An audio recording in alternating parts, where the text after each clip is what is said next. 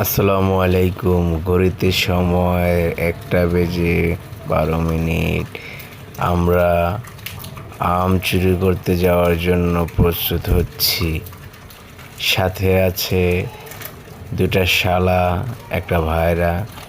সবাইকে নিয়ে প্রিপারেশন নিচ্ছি যে আজকে আম চুরি করতে যাব। দেখেন 3জন বসে আছি। এটা হলো আমার শালা। এই দেখেন বস্তা একটা নিয়ে বসে আছি। বস্তা নিয়ে কিছুক্ষণ পরে যাব হলো গিয়ে আমরা আম চুরি করতে। এই জন্য প্রিপারেশন নেওয়া হচ্ছে।